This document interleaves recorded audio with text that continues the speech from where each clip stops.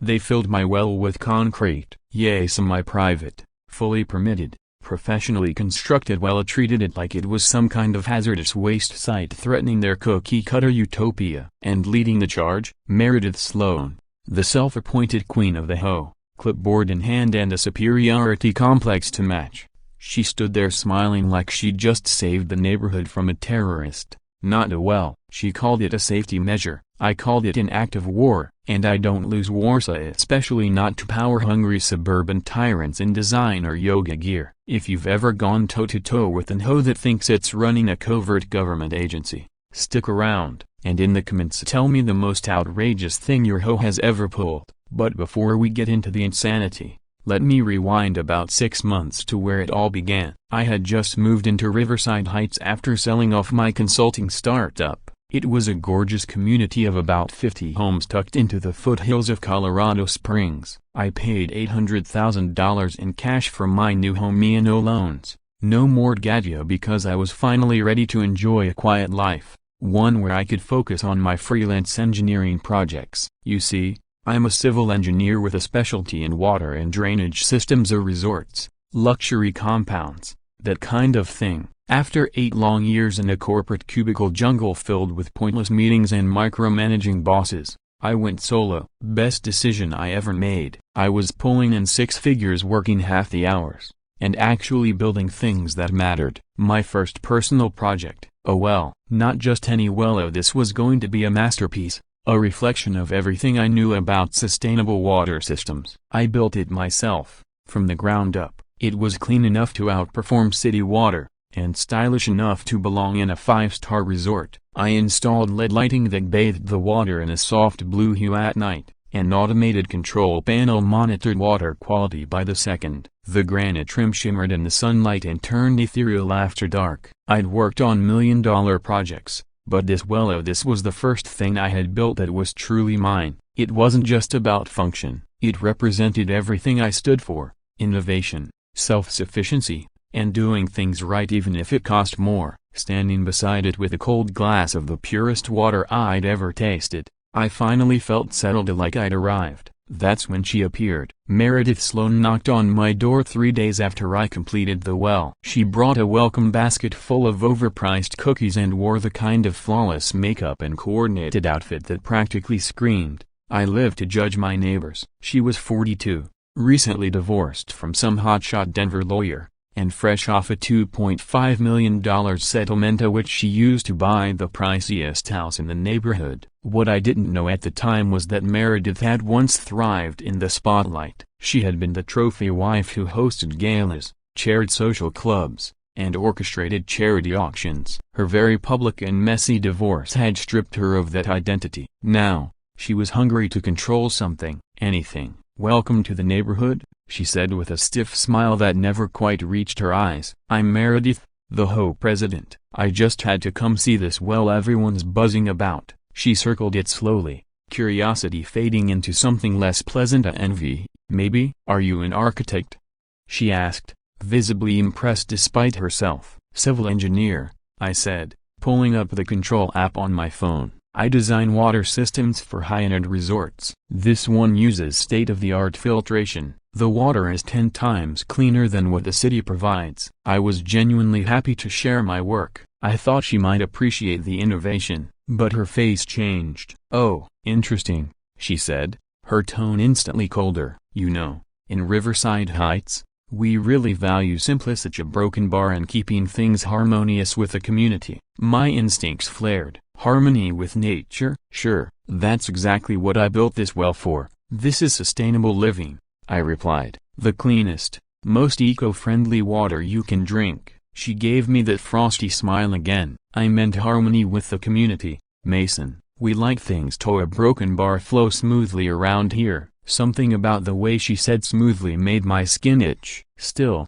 I naively chalked it up to a neighbor who was maybe a little too into HOA guidelines. I showed her the pH readings, the temperature graphs, the live monitoring system on my phone. It was practically a life support monitor for water. But instead of being amazed, she crossed her arms and watched with that same unsettling expression of part fascination, part something else. "Very impressive," she said, and it was clear she didn't mean it. "All this tech must make you feel very special." "It's not about feeling special," I answered, feeling my posture stiffen.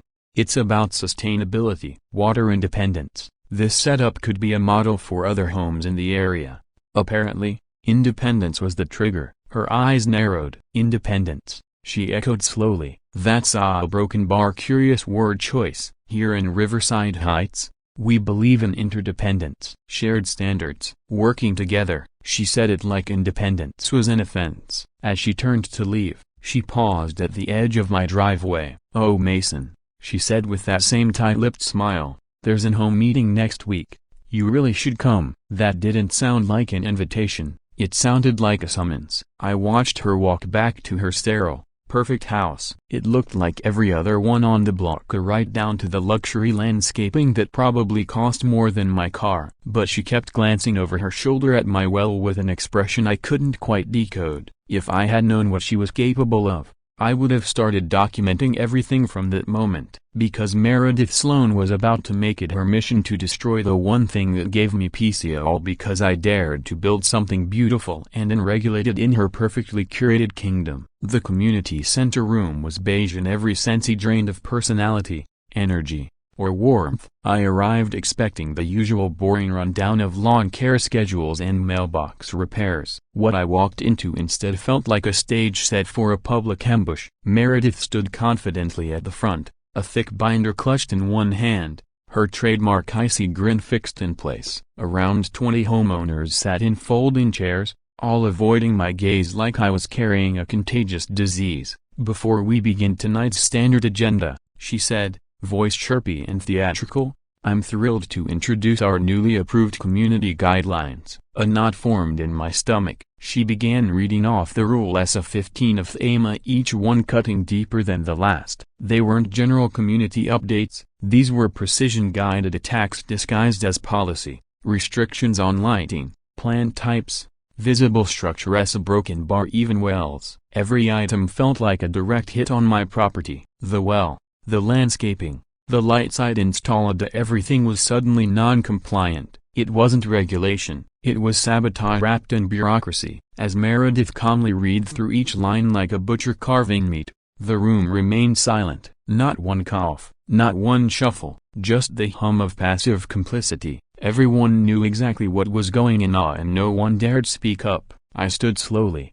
trying to keep my tone professional and composed. "I need to formally object to these retroactive changes. When I purchased my home and constructed my well, I followed every HOA guideline in place at the time and secured all the necessary county permits. Creating new policies specifically to penalize projects that were already approved and completed seems, frankly, unethical." I looked around, hoping some engineer might back me up. An older man kept his eyes locked on his lap. A woman a few rows back turned her head toward the wall. A young couple, who'd been friendly to me before, now busied themselves with their phones like they were in a waiting room instead of a community meeting. Not a single voice rose in support. The silence said everything. They weren't okay with what was happening, they were just more afraid of Meredith than they were outraged by injustice. Her smile widened just a little. There was triumph in her eyes. "I appreciate your concerns, Mason," she said smoothly,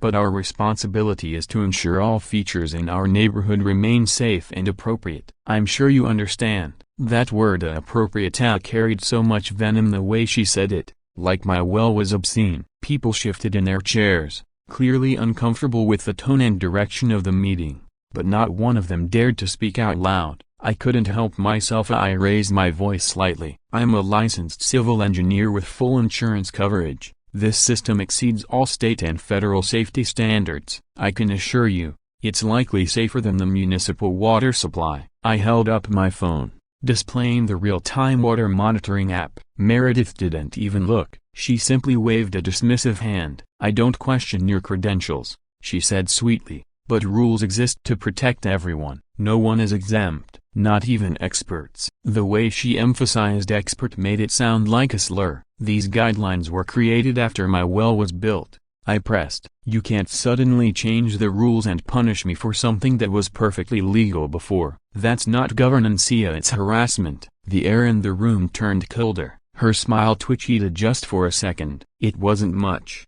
but it was the first crack in her carefully maintained facade. "Paranoid, are we?"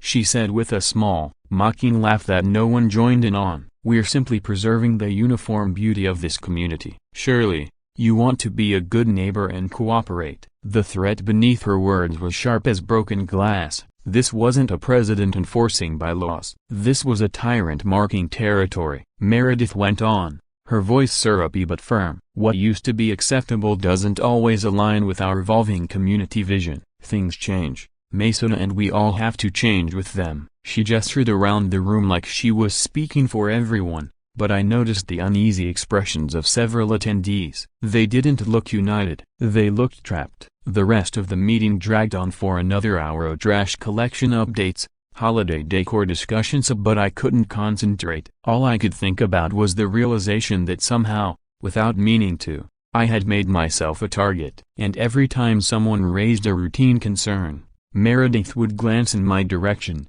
her eyes calculating as if already drafting her next move against me. After the meeting, once everyone began filing out, I approached her privately, hoping that without the audience, we could find some kind of rational middle ground. "Look, I'm not trying to cause trouble," I said, trying to stay calm. "I just want to quietly work on my projects and live in peace. Can we come to some sort of agreement?" She took her time gathering her papers, methodical and slow, like I wasn't a person but an inconvenience to be dealt with. "Of course we can work something out," she said finally, her voice honeyed with insincerity. "Just follow the rules like everyone else. That's all we ask." Simple, really. "But those rules didn't exist when I built the well," I reminded her. "You can't just rewrite guidelines and use them to punish individual homeowners after the fact." She gave me a condescending look, the kind usually reserved for children who ask too many questions. "Communities grow,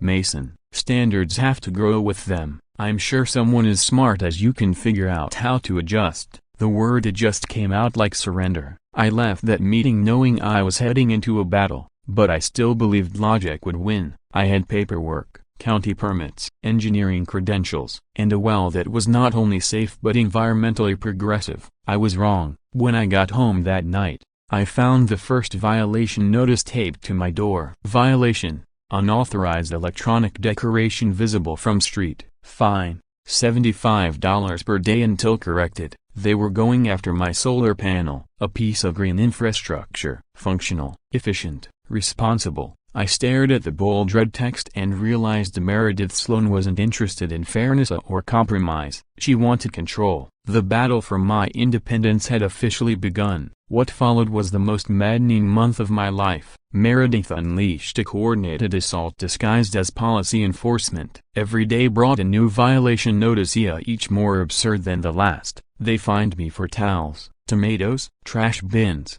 beach towels, tomatoes, you name it. They found a way to fine me for it. Every minor detail on my property was suddenly a violation. Meanwhile, my neighbor's Christmas lights stayed up all summer without so much as a whisper from the HOA. It became obvious what was happening. Meredith was essentially stalking my property with a magnifying glass and a measuring tape, actively searching for ways to penalize me, while blatantly ignoring the same or worse issues in other yards. I started collecting evidence, photos, timestamps, detailed logs of every visit, and every notice. Across the street, one homeowner had Christmas lights on year-round, violating multiple HOA rules. Not a single citation. Next door, someone had a sprawling garden that reached right up to the property line, twice the size of Mania, and yet, no complaints. Meanwhile, I was being slapped with a $75 fine for hanging a single towel to dry and a $100 charge because a tomato plant encroached 6 inches past the so-called acceptable line.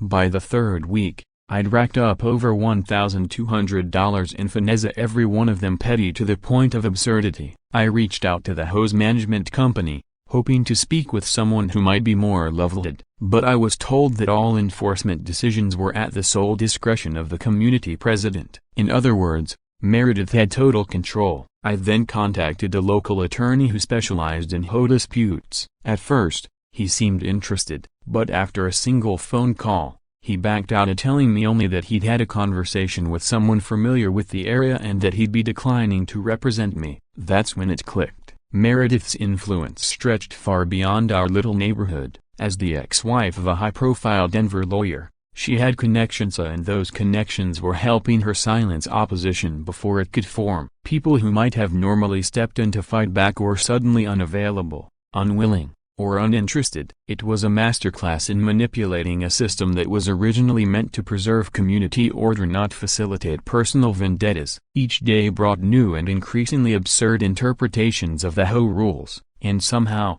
they all applied to me and me alone. While she maintained her public persona as the helpful, concerned neighbor, I was living in a constant state of siege. The turning point came one evening when I spotted Mrs. Peterson, my elderly neighbor, slipping something into my mailbox. She looked around cautiously before whispering, "Be careful, dear." She told me she'd overheard Meredith on the phone with someone discussing environmental concerns and emergency procedures relating to my well. According to the handwritten note she tucked into the box, Meredith had been doing research trying to find a way to have my well classified as a contamination hazard so she could shut it down permanently. Mrs. Peterson had lived in Riverside Heights for 15 years. She said she'd never witnessed this level of aggression directed at a single homeowner. And if she was warning me, I knew it was serious. I started studying everything I could find about Colorado HOA laws and property rights. What I discovered was both enlightening and disturbing.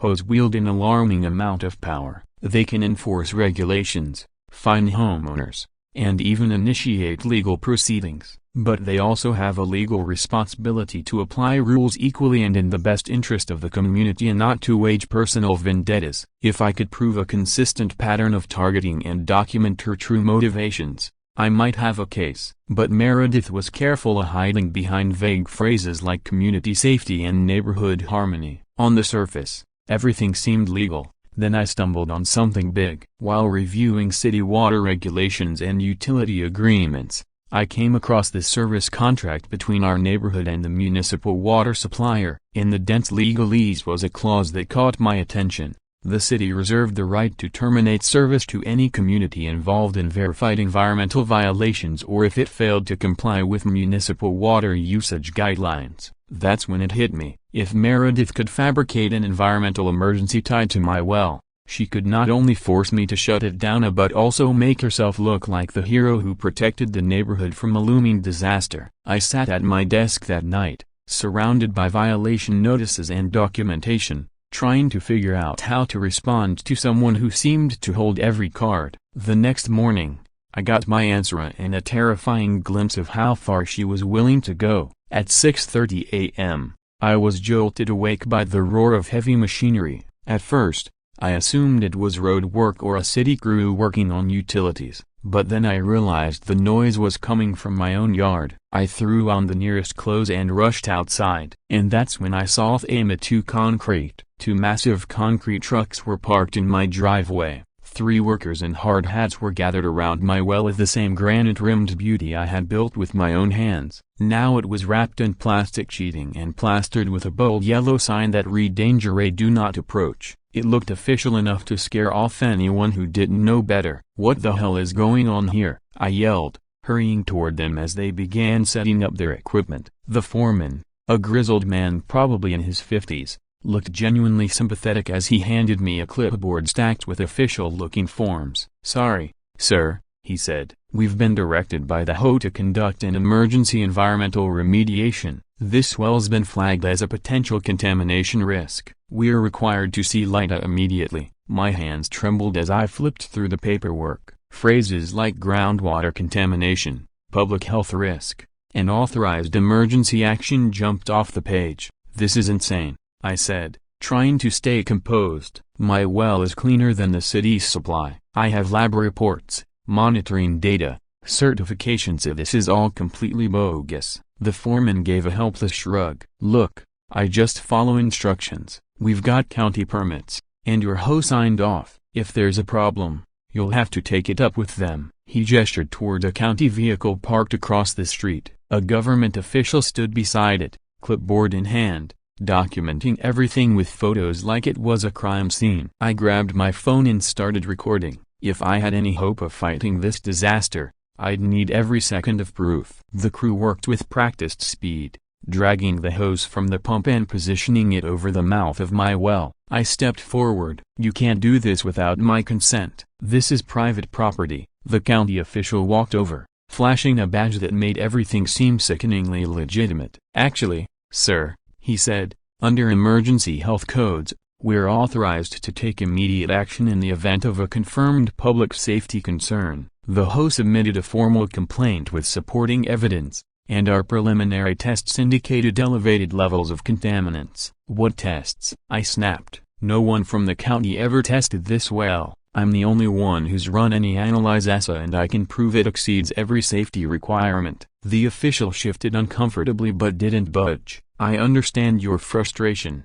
but our priority is community safety. You're entitled to a formal appeal, but we can't delay the remediation." That's when it hit me. Meredith had faked test results. She had convinced the county with false reports that my well posed an environmental hazard. It was a bureaucratic ambush, perfectly orchestrated and fully weaponized. She'd taken a page straight from the rulebook and used it to destroy something I built with integrity and care. The trucks roared to life. I watched helplessly as cement began pouring down the well shaft to 25 feet of precisely engineered design drowned beneath a flood of concrete. My system, once a model of sustainable engineering, was being buried alive. I didn't stop filming. Every frame, every sound, every facet, it was all evidence. 2 hours later, the job was done. My masterpiece was gone, entombed beneath a hardened slab of gray. And just as the last of the concrete was settling, Meredith appeared. She strolled across my lawn with the same smug expression she'd worn the day we met. "Oh Mason,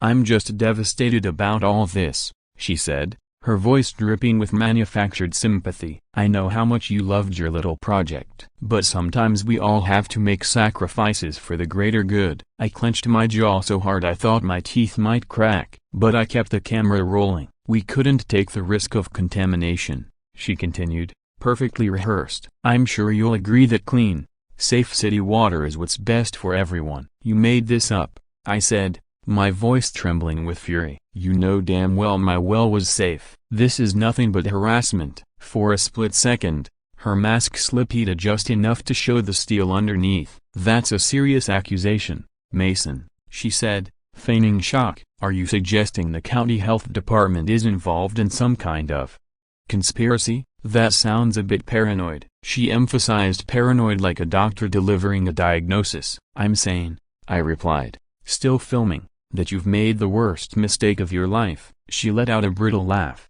sharp and cold. "Mistake? I've solved a problem that was making the whole neighborhood uncomfortable. Now you can join the rest of us civilized folks and use public utilities like normal people." As the workers packed up their gear and the county official climbed back into his vehicle, I stood there in what was now a construction site. My yard looked like a war zone, and my well and my pride and joy was gone. That night, I sat at my desk and replayed the footage again and again. Her words echoed in my ears. "Now you can join the rest of civilized society." She thought she'd won, that she'd broken me, that I would quietly fall in line like every other resident she'd bullied. But what Meredith didn't realize was that she had underestimated me. She'd targeted an engineer, a person who understood how systems worked, including the one she had just weaponized. As I began digging into city contracts and municipal compliance codes, I could feel a plan forming, a way to fight back using the very system she thought she controlled. The next few days became a blur of research, strategy, and phone calls. I had no doubt now Meredith had filed false claims and fabricated emergency data to sabotage my well, and that meant one thing: she'd crossed a legal line. As I reviewed the footage of my well's destruction over and over again, something clicked. That fake environmental emergency, Meredith's most aggressive move, might actually be her greatest mistake. What she had seen as a final power play could be the very lever I needed to topple her whole operation. I threw myself into researching city records and municipal agreements, combing through contract language and legal clauses for any potential leverage. That's when I uncovered what I now think of as the golden ticket. Deep within the water service agreement between Riverside Heights and the city of Colorado Springs, I found it. Tucked in the fine print was a clause that could change everything. A single proven false environmental report had just ONIA and the city could immediately suspend service to the entire community. No appeals, no delay. It was a liability safeguard, written to protect the city from neighborhoods that falsified contamination data or manipulated compliance reporting. Suddenly, Meredith's stunt wasn't just harassment, it was a direct violation of city policy. And if I could prove it, I wouldn't just be vindicated, I'd bring down the entire empire she had built on control and intimidation. But I knew I had to be smart. Accusing her outright wouldn't work. It would be my word against hers, and she'd already shown how easily she could manipulate official channels and people in power. What I needed was undeniable proof, something so clear and damning that the city couldn't ignore it. So, I came up with a plan. I decided to lure Meredith into a trap of her own making. If I could get her to gloat and to openly admit that she had faked the contamination claims, I'd have the evidence I needed. I sent her a text that afternoon, carefully worded to sound like a surrender. "Hey Meredith, I've been thinking a lot. I'm ready to talk about some reasonable compromises. Maybe we can finally move forward as good neighbors." Her reply came almost instantly. "Of course, Mason. I've always believed in working things out. How about tomorrow afternoon in your backyard?" Her enthusiasm told me everything. She thought she had crushed me, and she was eager to enjoy her victory face to face. That night, I turned my patio into a surveillance nest. I hid a small camera inside a decorative planter. A second audio recorder was tucked into the outdoor speaker system. I even had a backup recorder under the table, just in case. I wasn't after revenge, I was after accountability. Meredith had used bureaucracy and deception to destroy what I had built. Now I was going to use truth and her own words to take it all down. She arrived the next afternoon, dressed in a flowing sundress, bottle of overpriced wine in hand, playing the role of gracious neighbor like we hadn't been locked in a months-long Cold War. "Mason," she chirped, giving me an air kiss as if we were lifelong friends. "I'm so glad you reached out. I've been hoping we could put all this unpleasantness behind us." She took her seat on the patio like a queen returning to her throne, completely at ease, fully convinced that she had won. "I have to admit," I began, carefully playing the part, "you really got me with that whole environmental angle. I didn't see that coming." Her face lit up like a child being praised. "Well," she said, basking in it, "sometimes you have to be a little creative with difficult situations. People respond so much better to authority than just a friendly request." She poured herself a glass of wine and settled in, reveling in her perceived genius. "How did you even think to use the environmental route?" I asked, feigning awe. "It was incredibly effective," she chuckled, clearly enjoying herself. "Oh, Mason, when you've been in community management as long as I have, you learn that nothing moves officials faster than an environmental scare. You don't even have to prove anything, just sound the alarm and they show up with forms in triplicate." I nodded, encouraging her. "So it was just one phone call?" She waved a hand like it was no big deal. $500 to someone who knows how to make things sound scary and official. Worth every penny. That was going to be a problem. It always is when people start thinking they're too self-reliant. She gestured lazily toward the slab of concrete that now covered my former well. "Private wells in planned communities? Total disaster." I did everyone a favor. I could barely contain my excitement as I watched her dig deeper. "The best part?" she said, glowing. "Everyone thinks I saved them from a major health hazard. They have no idea how easy it was to spin the whole thing. I mean, really, Mason, did you think the rest of us wanted to live next to someone flaunting a custom water system like they were above it all?" "So this was about me standing out?" I asked, coaxing her gently. "Oh, absolutely," she said, no hesitation. "If one person gets to go rogue, then others start thinking they can too. Then what happens to shared costs, community planning? It all collapses." I had to shut it down before it became a trend. She raised her glass in a fake toast to community standards and those of us brave enough to enforce them. After she left, still smug from her performance, I sat down and reviewed the footage. Every word, every smile, every confession, it was all there, crystal clear. Meredith Sloan had just handed me the bullet I needed. Not only had she admitted to faking a contamination report, she'd named the price, the method, and the motive. She was proud of it. That evening, I picked up the phone and dialed the Colorado Springs Water Department. "I need to report a serious breach of your service contract," I told them.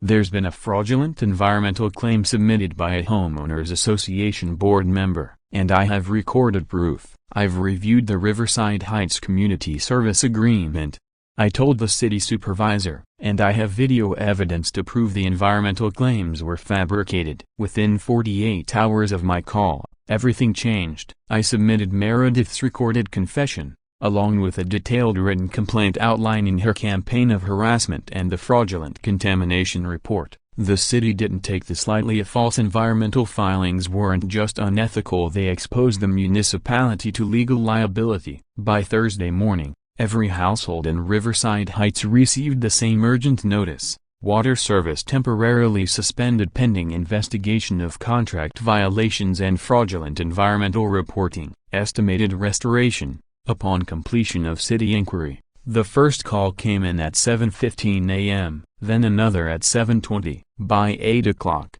my phone was ringing non-stop. Neighbors confused, angry, unshowered. They demanded to know why there was no running water. The beauty of it was, I hadn't turned off anything. I had simply reported a crime, submitted proof, and let the city's own mechanisms enforce the rules Meredith had once weaponized. That evening, an emergency home meeting was called. The community center was packed wall-to-wall with frustrated residents, all stewing after a day without basic utilities. I arrived early, setting up my laptop and a portable projector. This was the moment to lay everything bare. The room buzzed with confusion and tension. Meredith sat near the front, pale but still trying to project calm authority. "Ladies and gentlemen," she began, her voice trained, "we're facing an unfortunate misunderstanding with the city water department. I'm confident this will be resolved quickly once we clarify a few administrative details." She was scrambling,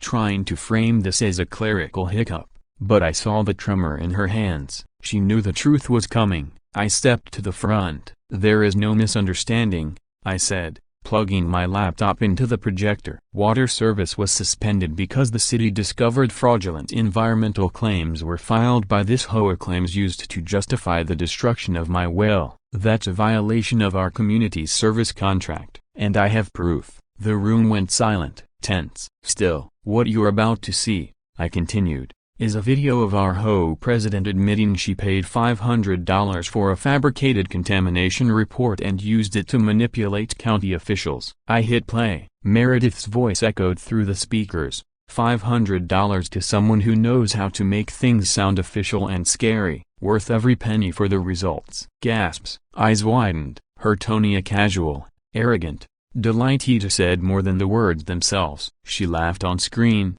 boasting about how she'd convinced everyone she was a hero, when in fact she had endangered the community and lied to government officials. When the video ended, chaos erupted. "You lied to us," a neighbor shouted. "My kids couldn't even take a bath last night because of your fake emergency," another yelled. Mrs. Peterson stood, her voice trembling with fury. "You made us accomplices to your harassment. We trusted you to protect our home mess and not weaponize the system against one of us." Meredith scrambled to regain control. "Let's all take a breath," she said, holding up her hands, "and think rationally." Mason clearly edited that footage. "We can't base major decisions on something potentially altered." But I wasn't finished. Without saying a word, I played the full, unedited version of the recording. Timestamps, metadata, no cuts, no tricks, just her, in her own words, sealing her fate. "I move that we vote immediately to remove Meredith Sloan as HOA president,"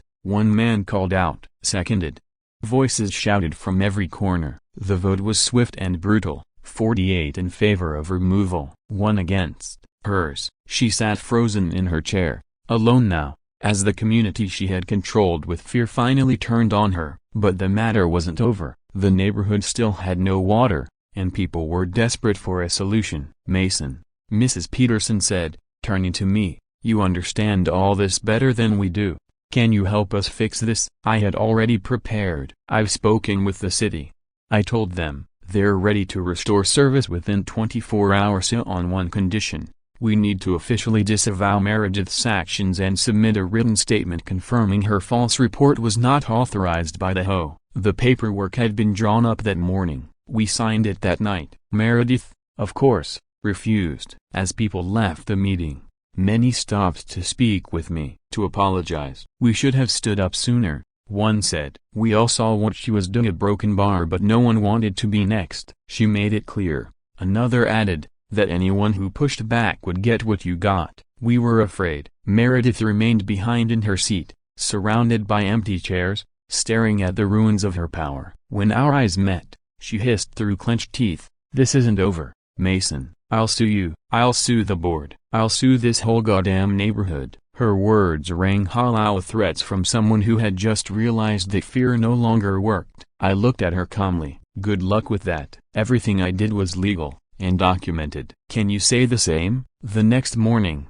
I woke up to the sound of water rushing through the pipes once more. Order, at last, was being restored. True to their word, the city restored water service to Riverside Heights just 24 hours after receiving our formal disavowal of Meredith's fraudulent actions and our signed commitment to fully cooperate with the investigation. I stood in my kitchen the next morning, listening to the familiar sound of water running through the pipes. It wasn't just the return of a utility, it was the sound of justice. This wasn't about revenge anymore. It never really was. It was about accountability, fairness, and standing up when it counted. Within a week, the consequences began rolling in. The county health department launched a formal investigation into the forged contamination report. Filing false government documents is a crime. One Meredith could no longer hide behind a letterhead to escape. The city water department pursued civil penalties for contract violations and demanded restitution for the emergency shutdown. Meredith was ordered to pay $15,000 in compensation for the destruction of my well,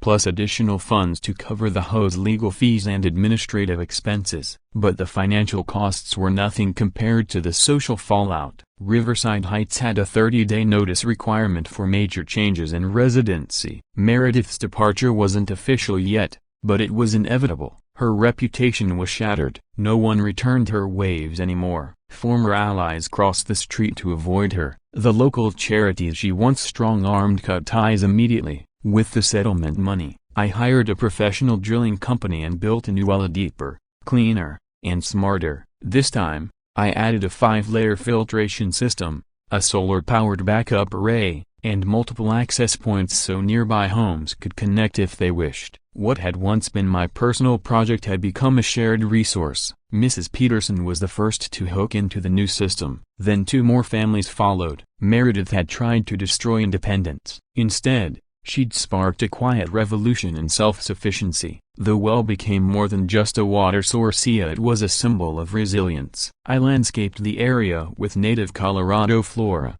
added benches and shaded seating, and soon it had transformed into an informal community hub. Children played nearby, neighbors gathered in the evenings. What Meredith had tried to smother with regulation had bloomed into something she couldn't have imagined. Community by choice, not by control. In the weeks that followed, more residents stepped forward. Meredith's pattern of abuse wasn't limited to me. Others spoke of retroactive rule changes, petty fines, and targeted intimidation. The county attorney's office began building a criminal quasi-fraud, harassment, abuse of power. Meredith tried to lawyer up. Her ex-husband's law firm wouldn't touch the case. Other attorneys balked at the mountain of evidence. The video confession alone was damning. Then, 6 months later, something poetic happened. An email arrived in my inbox from the home management company of a suburban Denver neighborhood. The subject line read, "Applicant Inquiry, Meredith Sloan." Attached was a clip from our community meeting, a Meredith's confession in full color, and several news articles summarizing the fallout. The message was short and direct. "Thought you'd want to know what kind of person applied for a board position here. Application denied. No interview granted." That was the end of her next attempt at control, a cut off before it could begin. Meanwhile, back in Riverside Heights, Meredith's failed campaign had left something remarkable in its wake. The shared well inspired interest in solar energy, community gardens, and sustainable living projects. People were finally free to innovate without fear of Meredith's selective enforcement. We'd become a model for exactly the kind of neighborhood she tried to suppress. One warm summer evening, I sat near the well with Mrs. Peterson and a few neighbors as children played in the fading light. The soft hum of the filtration system filled the air, and the lead glow from the well cast an almost magical shimmer. "You know,"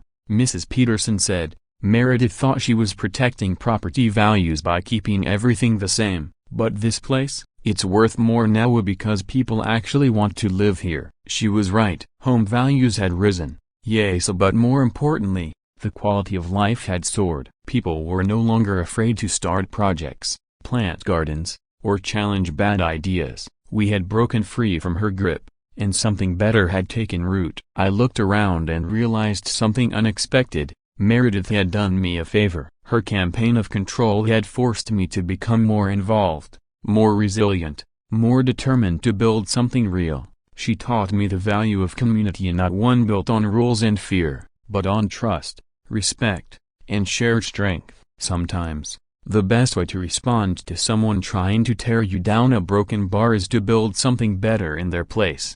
As the stars emerged in the vast Colorado sky, I pulled out my phone and snapped a picture of the well, its soft light glowing in the twilight, children laughing in the background, neighbors chatting, living, thriving. I looked up and whispered, "Thanks for the lesson, Meredith," because in the end, the greatest rebellion against control is showing people what freedom really looks like.